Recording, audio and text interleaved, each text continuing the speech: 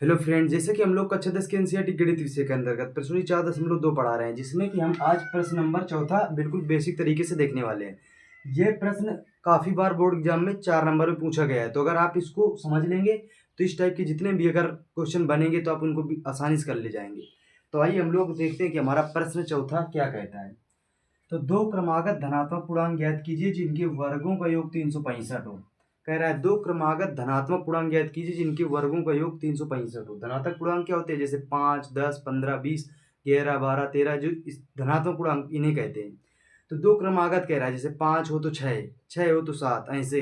तो क्रम से जो धनात्मक पूर्णांक है उनके वर्गों का योगफल 365 होना चाहिए।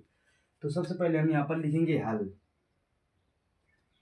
हल लिखने के बाद अब हमको देखो मानना पड़ेगा कि पहला क्या है और दूसरा क्या है। तो हम लोग लिखेंगे माना पहला धनात्मक पूर्णांक, धनात्मक पूर्णांक यक्स।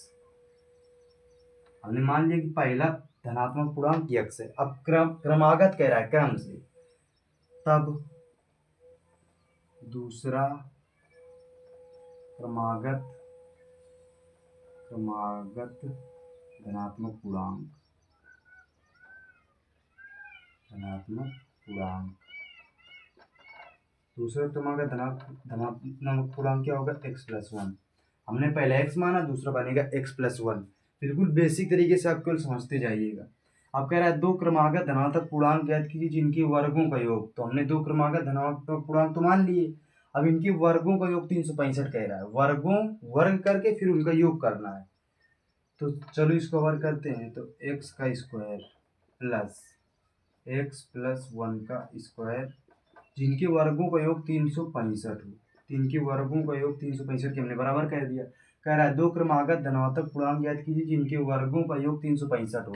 तो हमने मान लिया कि माना पहला धनात्मक पूर्णांक x है, तब दूसरा क्रमागत धनात्मक पूर्णांक x+1 बनेगा। फिर प्रश्नानुसार हमारा क्या है कि दोनों के वर्गों का योग, तो दोनों को वर्ग कर दिया और जोड़ दिया, 365 के बराबर कर दिया। इसको सोल्व कीजिए तो कितना हो जाएगा? x स्क्वायर प्लस, अब इसको ए प्लस बी के होल स्क्वायर के रूप में तोड़ना है। तो ए स्क्वायर प्लस बी स्क्वायर, तो बी का मान कितना है? एक का स्क्वायर एक होता है, प्लस 2ab। तो टू ए बी कैसे होगा? तो 2 गुणे x गुणे 1।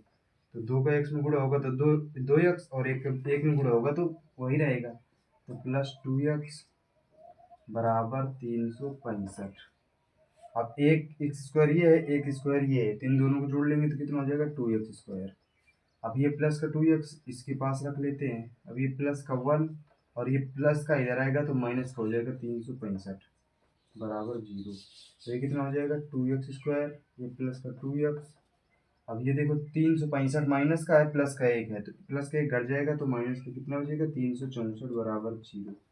अब ये देखो हमारा द्विघात समीकरण बन गया। अब इस द्विघात समीकरण में देखो दो का भाग पूरे में जा रहा है, तो पूरे पद में दो का हम भाग दे देते हैं। तो दो का भाग इसमें देंगे तो कितना बचेगा? एक्स स्क्वायर प्लस दो का इसमें भाग देंगे तो दो से दो चला जाएगा, एक्स बचेगा, माइनस दो का इसमें भाग दो तो दो एक के दो, दो अट्ठे 16, दो दूनी 4 बराबर 0। तो इस हमने भाग क्यों दिया? क्योंकि सवाल इससे हमारा और आसान हो जाएगा। अगर इतना नहीं तो हमें गुणा ज़्यादा करना पड़ता। अब देखो हमारा द्विघात समीकरण बन गया। 182 का गुणा हम यहाँ कराएंगे एक्स स्क्वायर के जो गुणे में होता है। तो एक्स स्क्वायर के गुणे में देखो एक है तो एक में कराएंगे तो 182 आएगा। अब 182 के हमको ऐसे गुणनखंड करने हैं जिनका गुणा करने पर 182 और आए और जोड़ने घटाने पर 1 आना चाहिए। तो आइए इसके गुणनखंड करते हैं।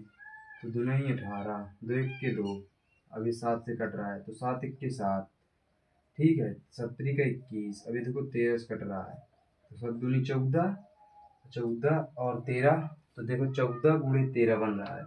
14 गुणे 13, 14 में अगर 13 जाएंगे तो 1 बचेगा देखो, और 14 13 गुणा देखना 182 आएगा।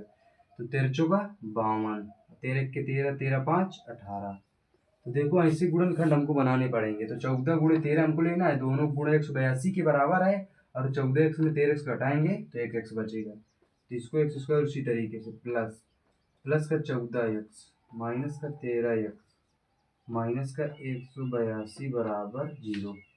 अब इन दोनों पद में देखो कॉमन क्या है, भाग किसका दोनों में जा सकता है, तो देखो x का भाग दोनों में जा सकता है, तो एक x का भाग इसमें गया तो x बचा, प्लस चिन्ह है प्लस लगाया। अब 14x में x का भाग देंगे तो 14 बचेगा, x कट जाएगा।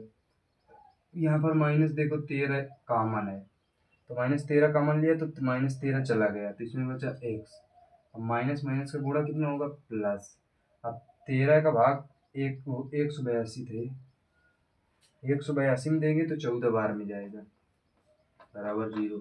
अब हमको ये बात याद रखनी है कि इन दोनों कोष्ठकों का मान बराबर आना चाहिए, तभी हमारा गुणनखंड सही है।